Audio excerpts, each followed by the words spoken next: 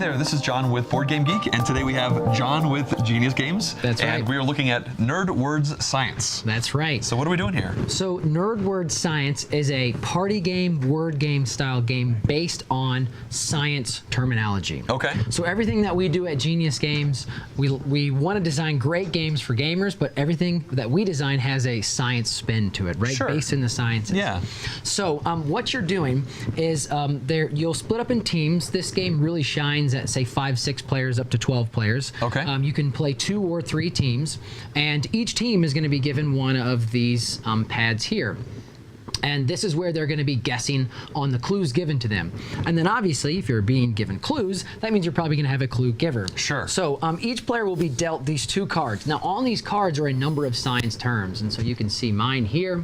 I will, on my turn, I will pick one of them. And so let's see here. I will even play just a little quick mini version. So I've got a term here. And if I'm the clue giver, I will write down the number of words in that term. Usually it's 1 or 2. Okay. And then I'll write down my first clue. So let's see, I might write down a word like sun, and then I would reveal it to everyone, and I'd flip the timer. And this is a 1-minute timer. Okay. Now I can also bet on this, and I'll explain that later, but first we'll just get into the basics of what players are doing. Sure. So when I reveal this clue is going to give me a couple pieces of information. The first is that there is an S somewhere in that term, because every clue must start with a letter from the term. Okay. And also I'm trying to get you to associate this word with whatever my science term is. Sure. So you might be thinking sun, maybe it's something like astronomy, or it can't be star, because one of the other areas about clues is that you can't use the first letter.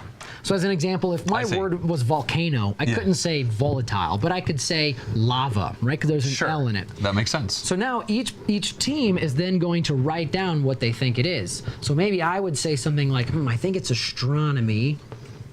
So I'd write that down, and I can bet points as well. If I'm right, I'm going to get these 4 points guaranteed at the top right here. But maybe I'm not very confident, so I'm going to bet 0 points. Or maybe I'm really confident. I can bet up to 4 points. Okay. Yeah. Does that make sense? Yeah. Okay, so then once that 60-second timer is up, all teams then would flip this over, and we'd see if we're right or wrong. I would, as the clue giver now, I'd say, no, you're wrong. I didn't bet anything, so we're good on points. I haven't lost or gained anything. Sure. But let's say that I did bet 2 points here.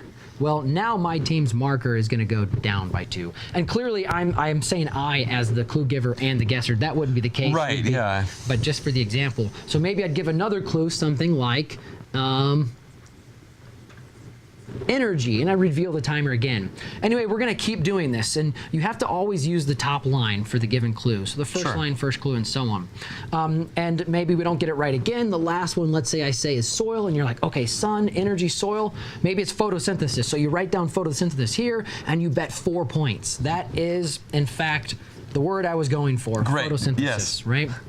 So it's just a fun game where one team is trying to create clever, or one clue giver trying to create clever clues. That's hard to say, clever clues, based upon a term they're trying to get other players to guess. I gotcha. And you can essentially bet if you're really confident that you think it's right, or if you're not that confident, you can just wing it. And it's just a fun game to learn some terminology and geek out over some science terms. Sure, that makes sense. My one question for you is, this clue giver, they are obviously part of one of the 2 teams, right? That's right. So do you just alternate, you have 2 teams, then back and forth, 3 teams, 1 person from each team each turn? That's right.